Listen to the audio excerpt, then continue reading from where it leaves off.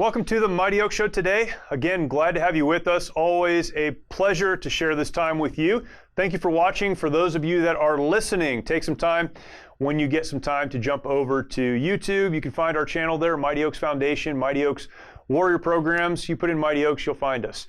And we have a lot of content there. Would love to share that with you. And this show is there, so make sure you subscribe, hit the notification bell, and leave a comment, share the content out. That would be awesome. Again, if you're listening to the podcast version of this or listening over at Mojo 50, thanks for doing it. Appreciate your time. And excited about our guest today. We have talked on the phone once, and this is our second conversation, but Brendan McDonough is with us, and he's going to tell us his story, talk about what he's doing now, but a really important conversation, and one you may be familiar with, at least peripherally, his story. This week, as we mentioned on last week's Mighty Oaks show, the Mighty Oaks Foundation is hosting our First Responders program, and we do work with veterans and active duty service members as well as first responders. And so often I think the struggles and the challenges of being a first responder are lost in our national conversation, particularly when those first responders are dealing with the loss of their own teammates. And Brendan is here to talk about some of that. Brendan, among other things, was a part of the Granite Mountain Hotshots. A movie was made about that experience there in Yarnell, Arizona, and happy to have him come on and talk with us. And Brendan, thanks for joining us, man. Really appreciate it.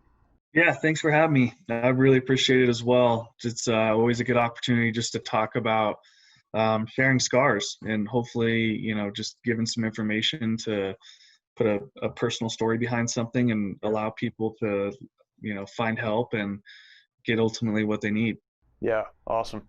Well, let's just start in the beginning. Your story is fascinating to me for so many reasons.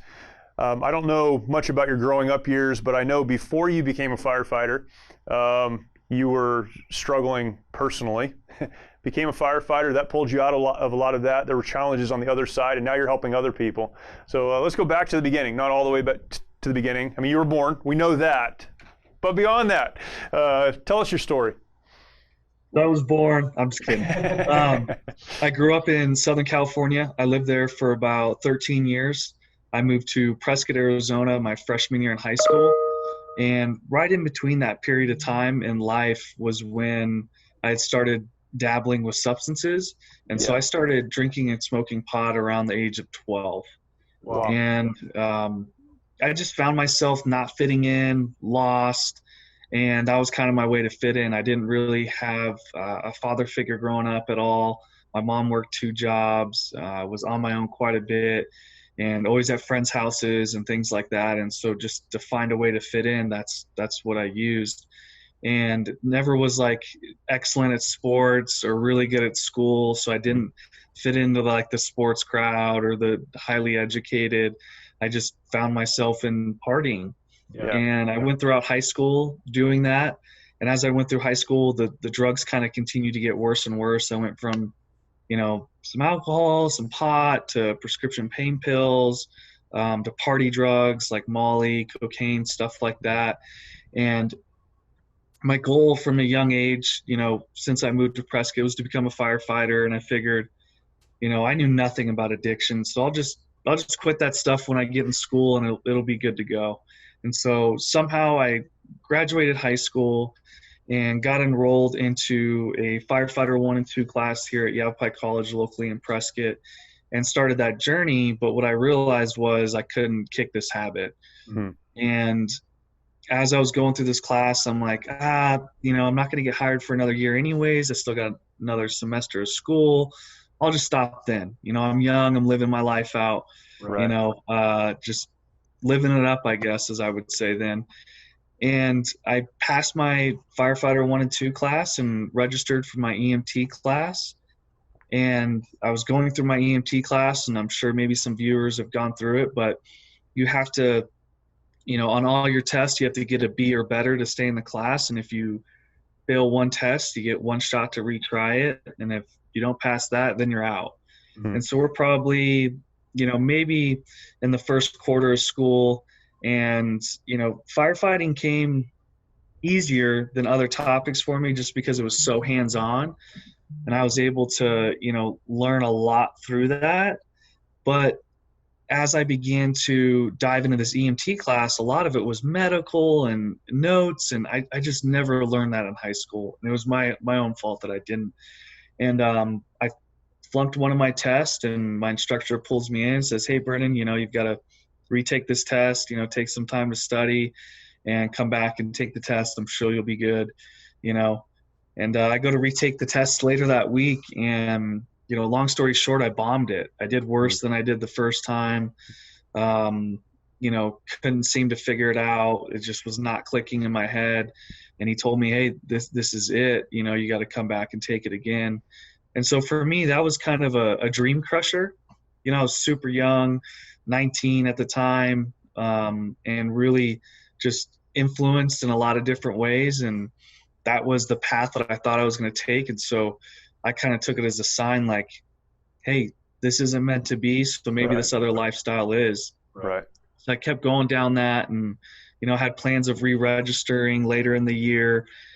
And that summer, I had found out that my daughter's mom was pregnant, and it was like, okay, I better get it back in gear. Right. And by that time, it went from kind of party drugs into, more serious things. I started abusing heroin, and I was like, I've got to get my life together.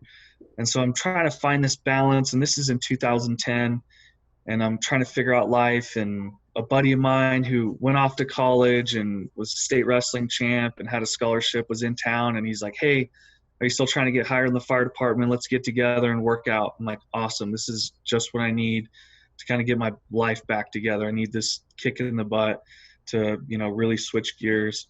And so we go into the gym, and it's at one of our coaches' gyms from wrestling in high school. His father, who was our head coach, is in town. So we're all hanging out at the gym, and I'm lifting, and I'm like, this feels really good. Like I need to get back to this in my life. And in walks these guys, and they've got, slacks on and a button up and ties. And I'm sitting there, I'm like, didn't think of it. Right. And, 20 seconds later, they tap me on the shoulder, and I pull out my headphones, and I'm like, "Hey, how you doing? How can I help you?" "Are you Brennan McDonough?" I said, "Yeah, that's me." And, "You're under arrest." Started Mirandizing me, and I'm sitting there in front of a good high school friend, my high school wrestling coach, my other wrestling coach. We're at his gym, and I'm sitting there thinking like, God, what did I do? Like, what have I done? I've lived this life of using drugs, in and out of partying, some theft here and there. And I'm thinking like, what's happening? Like, I've got a daughter on the way, and here I am in trouble. And so we get down to the station, and they start questioning me and, asking, "Hey, do you know why you're here?" And, at that point in time in my life, I knew not to admit to anything, right? Didn't have money for an attorney. So I've got no clue. And so they pull up this video, and it's of me getting in my car, and a friend of mine stealing some stuff out of another car, hopping in, and us taking off. And I remember sitting there thinking to myself, because there was a split moment when my buddy got in my car, and I was like, "What are you doing? Like, this is stupid. We don't steal from people." Like the theft I had was, I didn't have money for a sandwich, so I ate a sandwich. And not to justify it or, to say right from wrong, but I had kind of a moral compass. And I was like thinking to myself, I'm like, he should put it back. But that thought fled, and we took off. And this was 6 months later. I end up going to jail. I'm in jail over Christmas for about a week, and I go before the judge, and he's sitting there like, "What are you doing? You've got a kid on the way."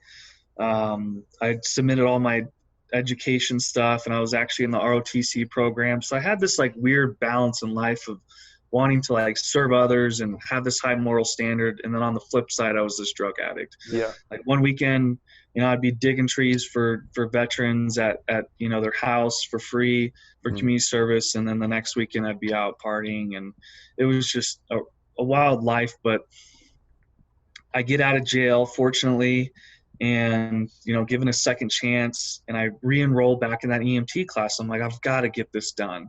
Even though I've got felony charges, like I have to get this done. I've got to get my life back on track. I've got a kid coming and I've got to make some changes, but I couldn't kick that habit with heroin. My daughter's born. I'm still using. I was there for her birth. It was like this eye-opening experience for anyone having a child, but let alone at that age and during my circumstances. And I take off. I'm totally afraid.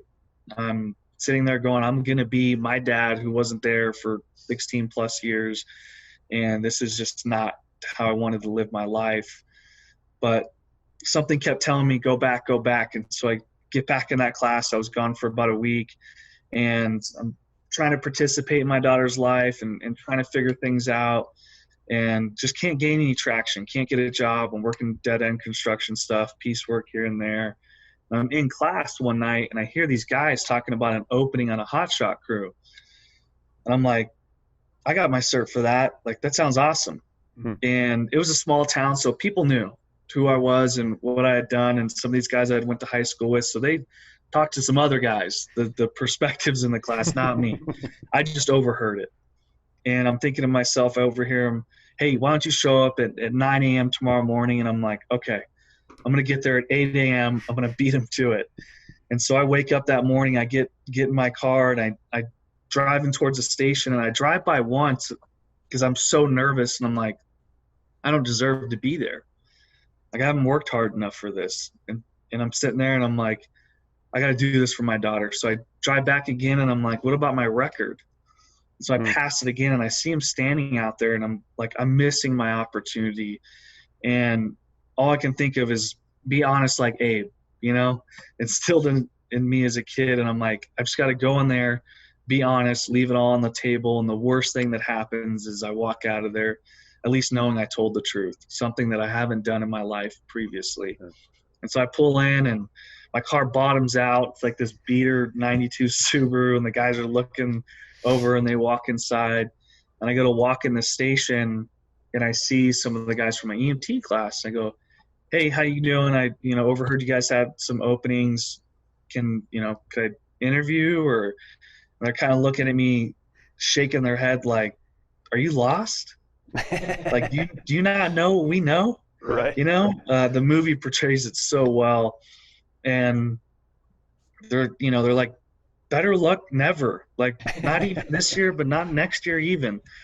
So I'm like, all right, I get the hint. And so I go to walk out of the door, and Eric Marsh, the superintendent of the crew, his door was with my door to the exit, and I'm blocking him in his office essentially. And he's getting frustrated. He's like moving his door handle. He's like, let me out of here. And so I shut the door, and I'm like, sorry, sir, just on my way out. And he goes, what are you doing here? And I said, I was dropping off my resume. I heard you guys had some openings, but it sounds like you guys are full. So I'll leave this here with you if that's okay. He goes, we've got one opening. Can you do an interview?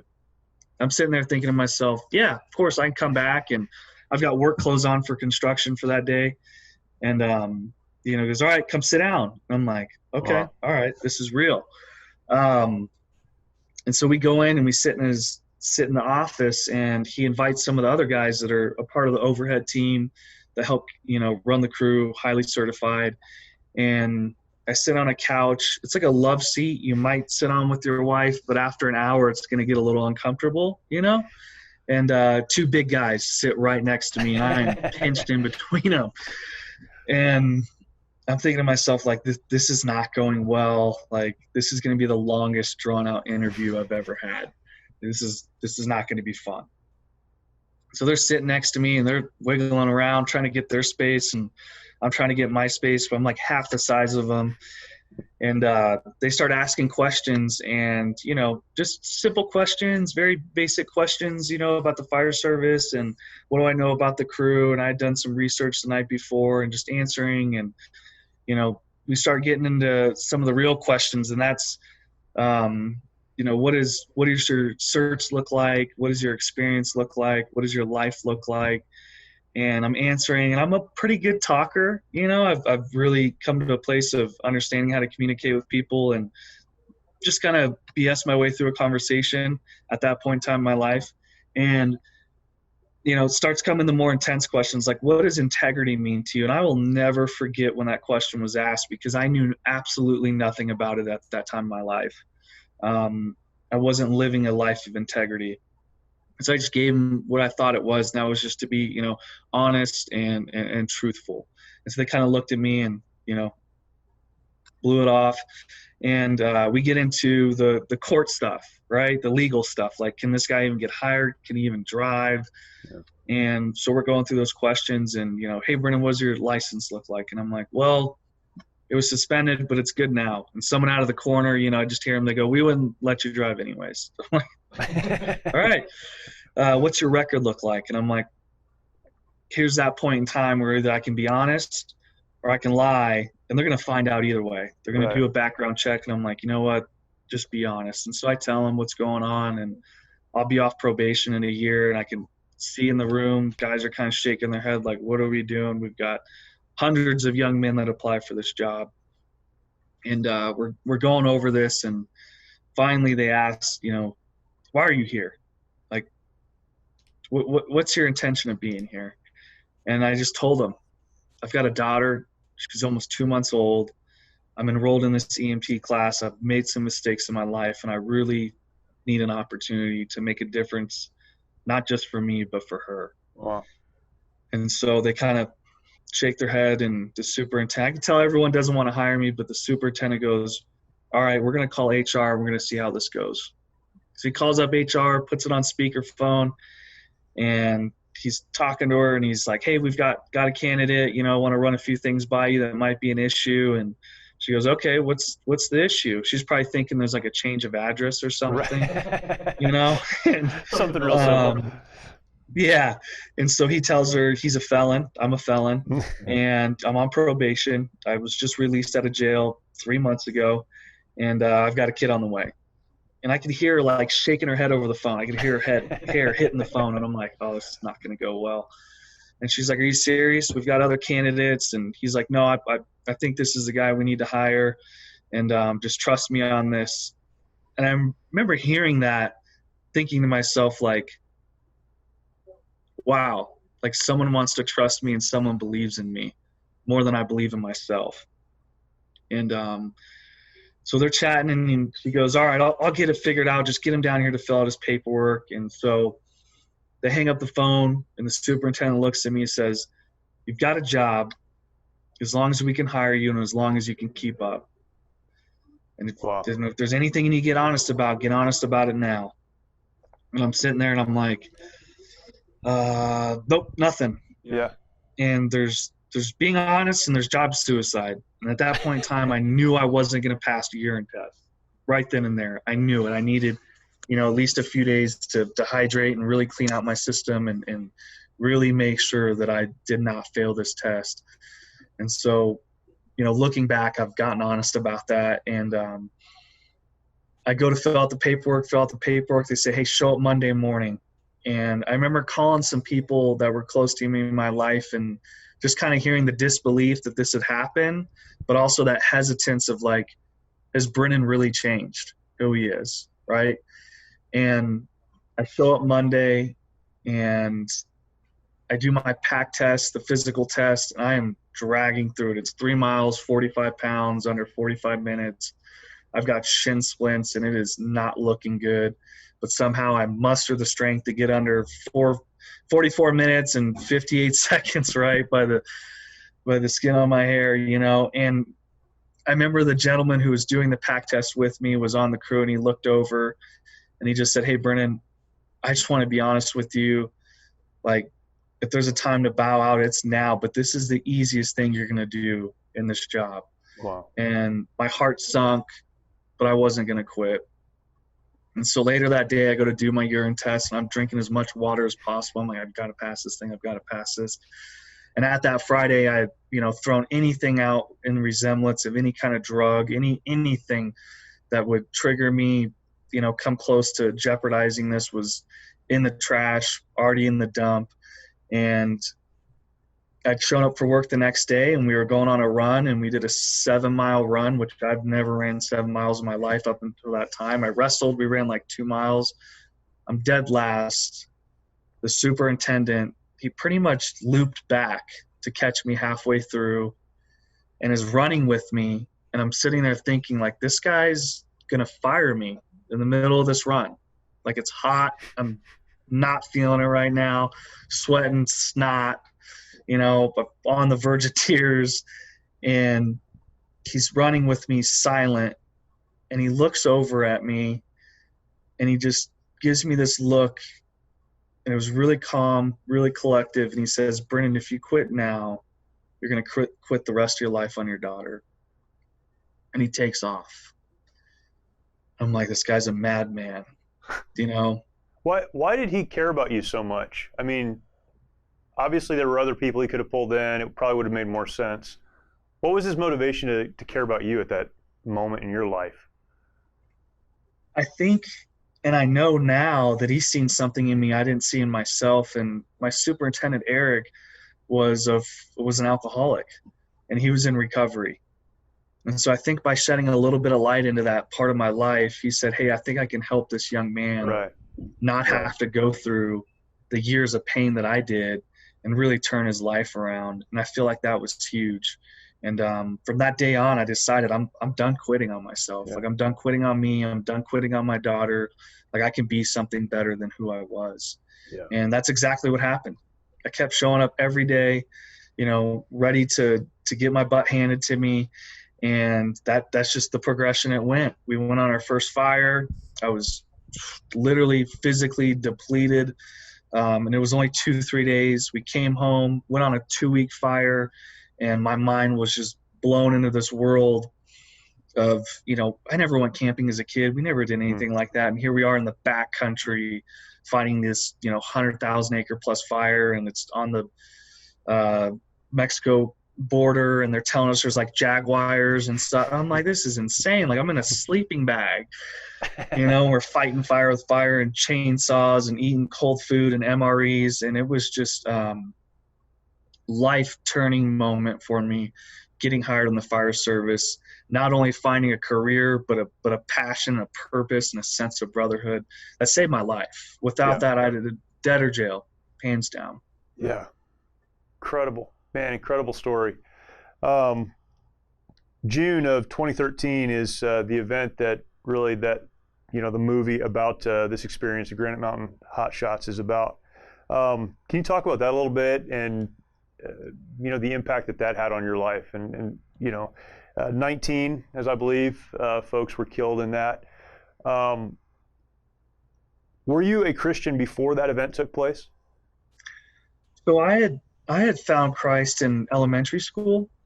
The guy from Survivor, the TV show back then, he got burned in a fire, and they're handing out pamphlets when you used to be able to do this at schools, to go to church to get free pizza and hear this guy talk.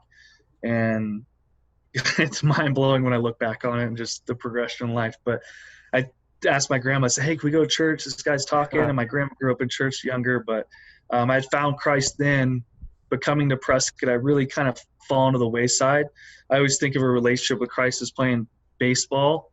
Like, I was way out in outfield for a long time in my life. Right. And throughout the years of being on the crew, there was a lot of guys who were believers and just kind of guiding me and, hey, Brennan, why don't you come to church? And so I go to church, take my daughter, and, we'd have unique moments throughout different fires that Bible studies would come up. I mean, I could go on about some pretty awesome moments of going through the story of Job a week before my brothers had passed. Yeah. Then they're talking about a man that lost everything, and that's a week before I'm about to lose, in my eyes, everything I had minus my daughter. Yeah. And talking about faith and just connecting. And so I started to get more and more connected. And June 30th, I'd been with the department 2.5 years, really gotten to know these men, and they trusted me, and I'd become, a solid employee and brother. And we get called to this fire in Yarnell, and it's a relatively small fire. And, it's monsoon season, which, for those that you don't know, storms come in, they either bring heavy rain or heavy wind or lightning. So it's really erratic behavior during the fire season in the Southwest that experiences the monsoon season. And so it was a lightning strike fire, and it had some rain on it and didn't really get a lot of steam, but they needed to protect some homes and really keep it in check. And so we get down there that morning, and I'm sitting there thinking to myself, like, it's pretty hot already. It's a little humid. And, this is going to be a long one. This is going to be a long one for sure. And we get our assignment, and so we start hiking in, and very rarely do we ever stop in the middle of the hike to hydrate up. And this is one of those hikes where our captain stopped us halfway and said, "Hey, drink water, guys. This can be a long one. We might be pulling a 24-hour plus shift to try and get around this thing quicker, sooner than later." And so we drink water, chatting. We get up to the top, and we're looking out over this fire on the ridge, and we've got our assignment of setting the anchor point, which is, crucial, and just kind of keeping the back end of the fire where it started in check so that we can move forward and, safely go direct or indirect on this fire. And I'm sitting there tying my boot, and we're getting ready to get going, and my superintendent are right there talking, and I say, "Hey, Donut," that was my nickname, on the radio, working with helicopters. It just stuck. Everyone's little kids, "It's Donut." Got it tattooed on my calf. Like, this, it's the real deal, legit nickname. And they said, "Hey, do you want to be the lookout today?" And I said, "Of course, yeah, I'd love to." I need to get it signed off on my task book, and at that point in time, I'm trying to get hired full time, and those are some of the things that incrementally need to get done. And so they're telling me what they want, and I'm listening, taking a few notes, and that's the spot down there where I want you in. Watch this canyon and make sure it doesn't come upside the canyon, and watch the fire on the north end as well, because we're on the complete south end, and the fire's moving away from us at that point in time. And so I'm on my way out, and I say, "Hey, see you guys later, see you guys here at the end of the day," or something. And another hotshot superintendent just pulled up at a UTV, and he's like, "Hey, just want to talk to you guys about a game plan. We just got on here." So they connect, and they've got a game plan. He's like, "Hey, I'll give your lookout a ride down to a spot." And so we're driving down, and I'm talking with them. And we've worked with this crew previously, years before, and had some fun fires. And as he's dropping me off, he said, "Hey, Donut, if you need anything, just give us a holler. We're down here. Just hit me on the radio. We'll be watching. We've got a lookout posted too, so stay in contact with them, and we'll try and get this thing buttoned up soon." And so I start hiking off to my rock spot, and I'm sitting up there, and I'm watching this fire, and the crew's working. I can kind of see them. I can make out their helmets, and I can see where they're digging line. And they had attempted to do a burn, and a plane had came over and dropped on their burn, so that kind of changed their tactics. And throughout most of the part of the day, the fires keep moving away from us, and we're in a safe position, all considering. And it wasn't until later in the afternoon we heard this weather event come over the radio, and it's talking about this storm that's building about an hour and a half, 2 hours drive away, and that it's going to come into this fire and completely turn it around and bring winds of about 50 to 60 miles an hour. Wow. And so we're sitting there, and I relay this information to my hotshot crew, and they've copied it, they received it, and I'm watching this storm way off. I can see it. It's in Prescott. We're only 2 hours away from home at this point in time. I kind of see it building, and I'm watching it, and it's building, and it starts getting closer. And so I'm just relaying information, and another event comes in. It says, "Hey, this fire's going to hit, the north end of town. We're on the south end, within an hour." And so we're starting to prepare for this, and I'm thinking, okay, this fire's going to come in. We could get lightning, we could get rain, we could get heavy winds, we can get a combination of everything. This could get interesting. And but I'm not feeling it yet. Haven't felt the wind yet. Nothing's really coming in, and the fire activity's picked up on the north end of this fire, and there's some homes that are starting to be threatened.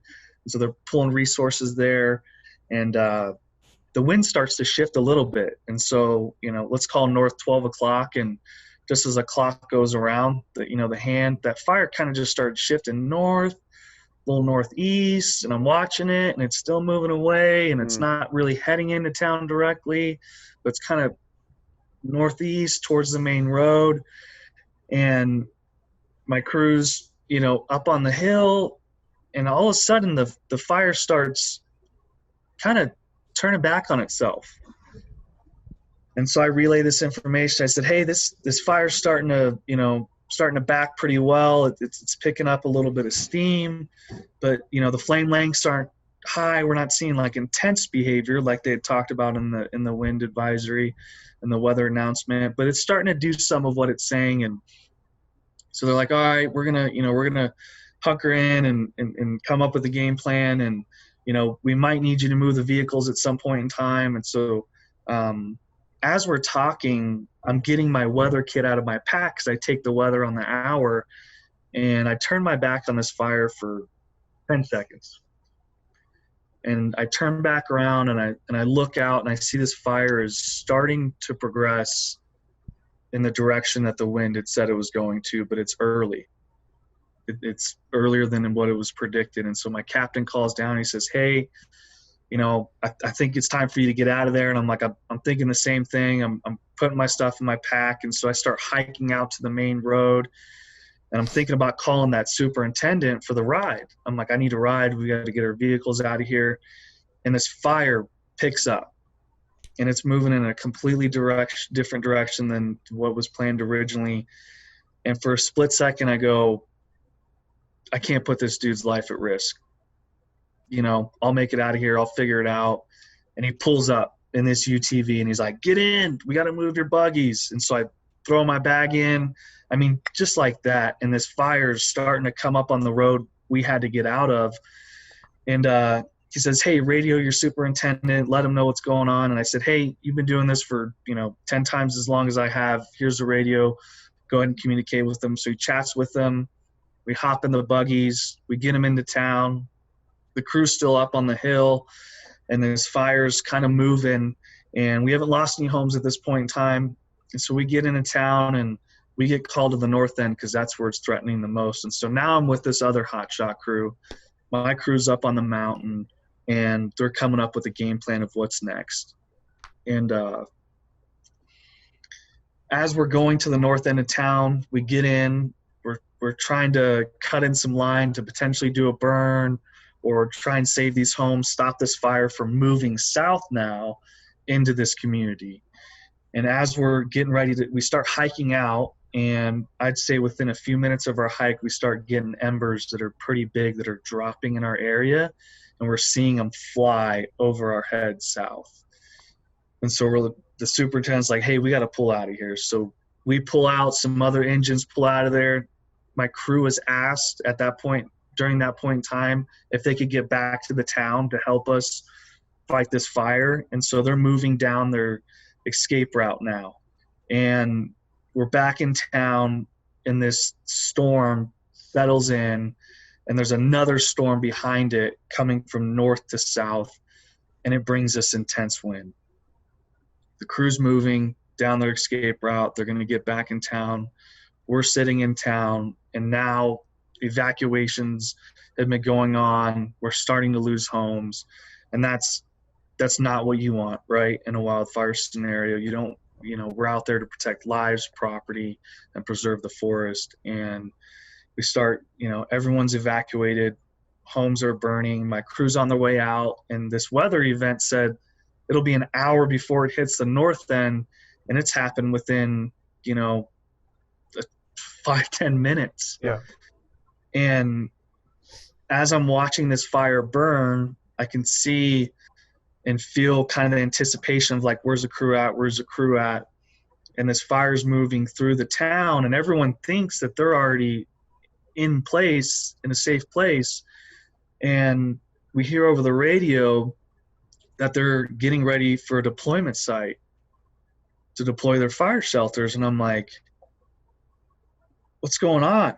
Like, they're already en route to their safety zone, and this fire, what it was supposed to do in an hour, just burned through the town within 5-10 minutes. And I'm thinking to myself, like, no way, this can't be happening. And at that point in time, the whole fire, any operations outside of saving lives is ceased. And, now we're focused on getting to them and getting them as safe as possible. And I'm hearing over the radio They're trying to call in a helicopter to drop water. They can't get the location. And I hear the last radio conversation of, we're getting in our shelters and I'll call you when we're settled in. The fire's going through town. We're on the main stretch, and we've got civilians out there.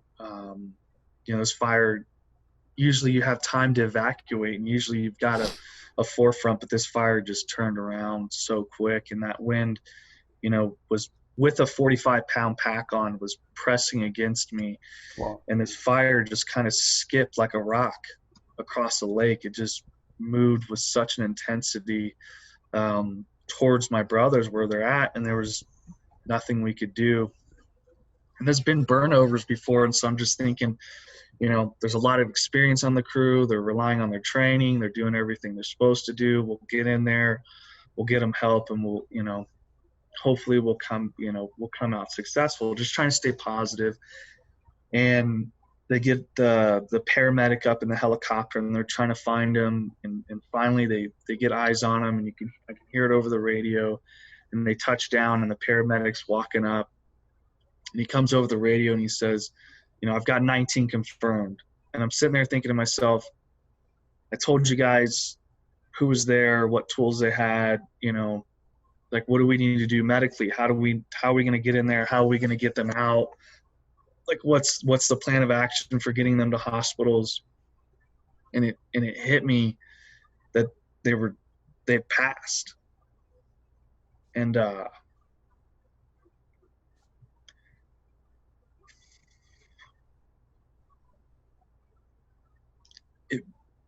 it was such shock to hear that. I just fell to the ground and was just crying. And my entire crew is gone. Yeah. And I'm left. I've got no one to, I fought fire with a lot of these people that are around me, but I didn't grow up with them. I wasn't on a crew with them. I didn't spend time, and they're trying to console me. We still got this fire that's burning through town, and we're trying to get into them, and we can't. There's just too much fire. There's power lines that are down, roads are blocked, and we can't get in there. And it was it just broke me, and I didn't know what to say. I didn't know how to act. I did, like, every natural piece of what I could have done, should have done, would have done was playing through my head. And I'm just sitting there broken. And our fire chief was on the fire, and I remember seeing him, and he's trying to keep it together, but he's got a job to do. He's got a position on this fire, and they're trying to make everything work, and it just wasn't enough. And the moments that would lead after that were very, there's kind of no words, just intense, just very shock. I spent the next few months in shock. It wasn't until I started hearing more that evening that it really started to set in. Because there was miscommunication. It was like, hey, someone might have made it out, or, I'm getting phone calls. I can't answer my phone. Yeah. Because they've got to tell the families, and I'm sitting in the back of the buggy, and now news has gotten out, and the guys who left their phones in the buggy, I'm hearing their phones call. And I remember opening the center console. I'm like, don't do it. And I open it, and I look down, and it's, one of my brother's wives calling, and I'm sitting there thinking to myself, like, why am I here? Like, why wasn't I there with them? Like, why couldn't he have picked up the phone, or why couldn't all of them picked up the phone? And it broke me. There's no other way to put it. Funerals would come after, memorials, would show up. I spent weeks trying to get to every funeral possible. Speaking at the memorial is something I vaguely remember. And that's, a moment where my life changed. I everything that had supported me to becoming a father and the man who I was had just pretty much passed away that day. Where, in all of that, we could fast forward, and you're now running an organization that you started to help people who are in crisis and dealing with things in their lives. Through that process, after that event took place, where did you find hope? Where did you dig your heels in, or how did you dig your heels in and begin making forward progress again?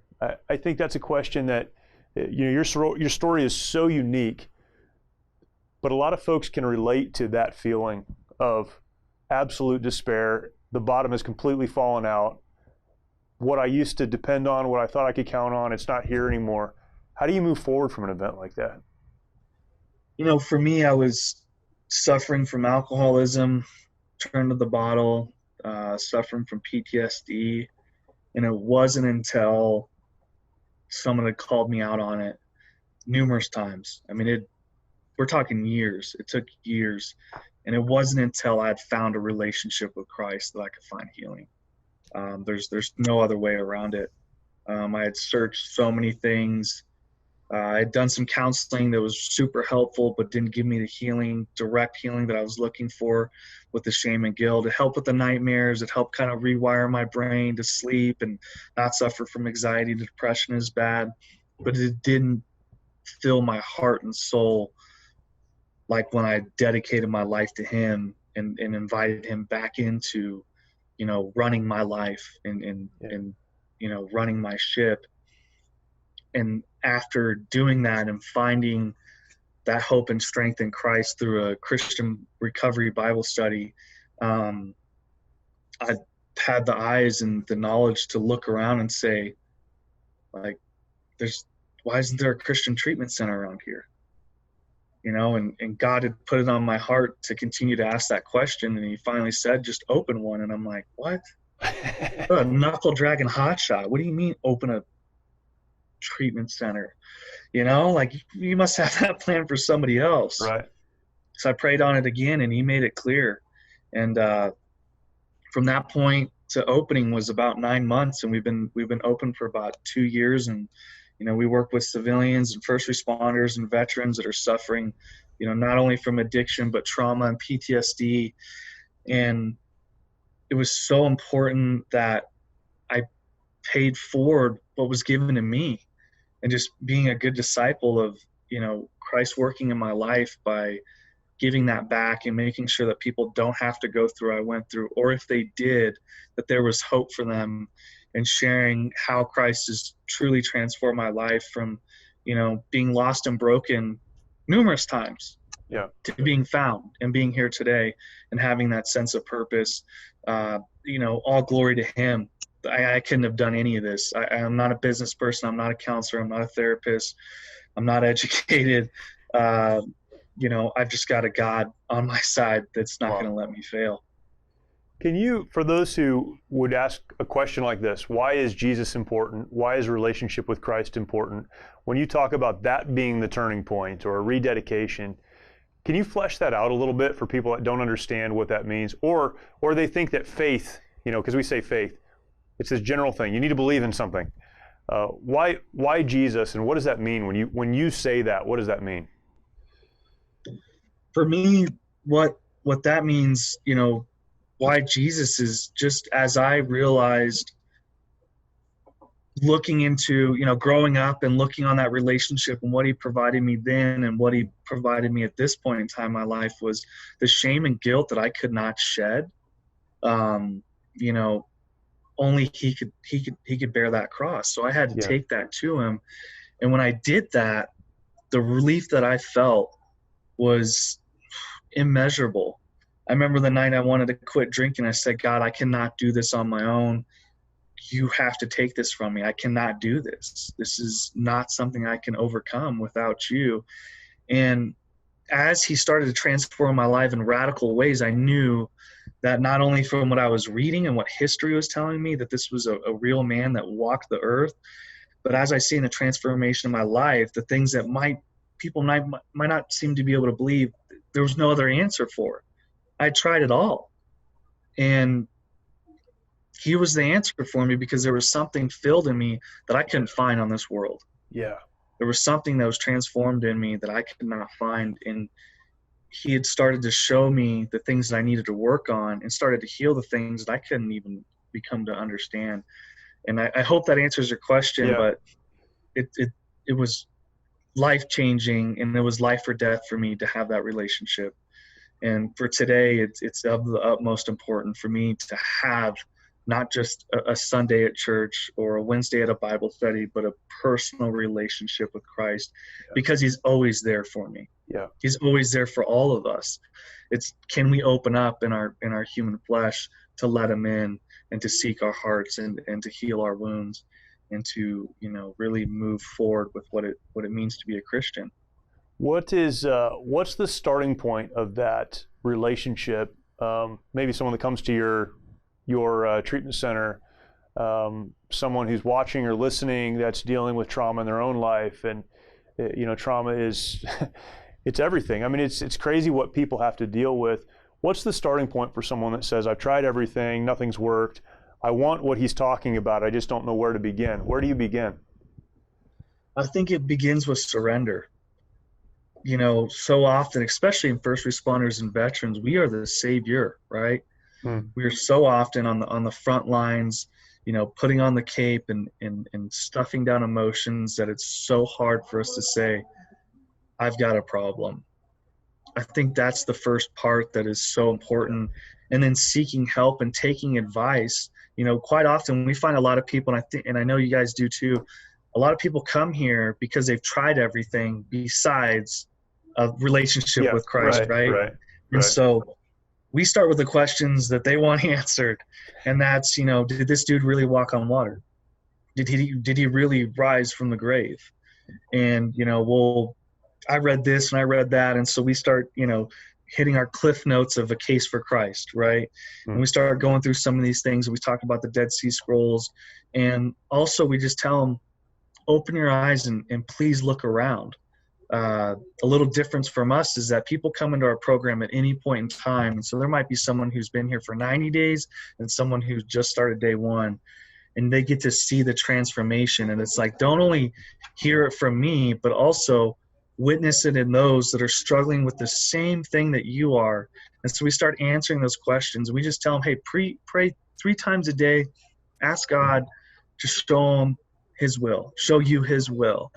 And so they start praying and they start going through that, and they come out a week or 2 later and they say, hey, Brennan, I've got to share something with you. I'm like, what's going on, man? And I'm thinking they're going to leave or something happened at home. And they're like, man, God showed up in my life today. And I'm like, in my head, I'm smiling. I'm like, all right. And I'm like trying to stay calm. I'm like, how so, man? Well, what happened? Because the credit's not mine. The fruit that I bear isn't from me, and it's not for me to eat either. And I'm just giddy. And I say, so what's going on? He said, I've been praying on this. I've been praying, and God showed up for me. Whether it was in a court thing or a relationship with their wife or their children. And I tell them that's the miracle in the life that we miss, is this right here. God will continue to show up for you whenever you ask. It might not be on your time, but it's going to be on his time. And that's the most valuable thing we can do, is just listen, be patient, and take our burdens and worries to him so he can walk us through that process. And then it's just a snowball effect of, hey, can you help me with the Bible study, or can you teach me about this? So they come in, questions of a Bible verse, and I'm sitting there and I'm like, I'm not a theologist. I need to study more on this. But it challenges me to grow and to grow with them. And that's the beauty of finding a relationship with Christ. It's just never ending. It's always an ongoing process of having a Father there that has unconditional love and forgiveness for us. That's awesome.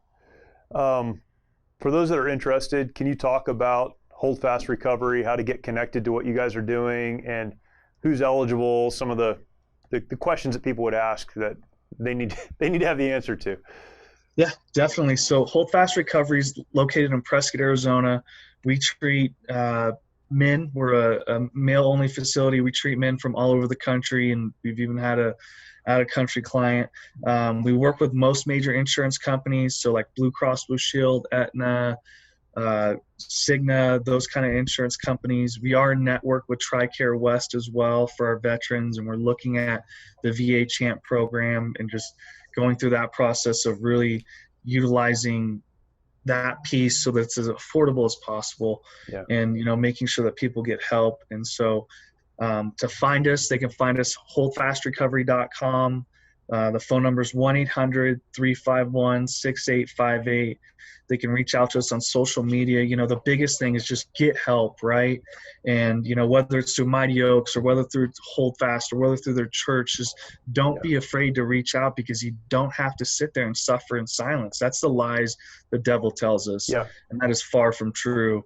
And so we just want to encourage people, hey, there's a stigma out there. It's not okay. Get help. Your life is worth it. The men and women that have served our country, men and women that are in our community, they deserve a life of happiness and peace. That's what God wants us to do. And, that's what we feel called to do, is to share that message. That's awesome, man. Brandon, thank you. Just thanks for sharing your story. I mean, it's clearly not easy to share that story, but it serves as a bridge for so many people. And just your willingness to be a help to folks and to be used by God. Thank you for that. Thank you, brother. I appreciate it. Yes, sir. For those of you that are watching, man, check out Hold Fast Recovery. Check out Brendan McDonough and the work that he's doing, the work that they're doing. What an incredible story, and so thankful to hear a testimony of how God can work through just incredible tragedy, and he does, and we're thankful for that. If you have not yet subscribed, go ahead and do that. For those of you that are listening, jump over to the YouTube channel. Check out some of the other videos that we have there. And again, everything we put out is for you. And stories like Brendan's and so many others, again, we just want to provide an example, a pattern that you can follow to find help in your life. Thanks for watching. Thank you for listening. We'll talk to you next time.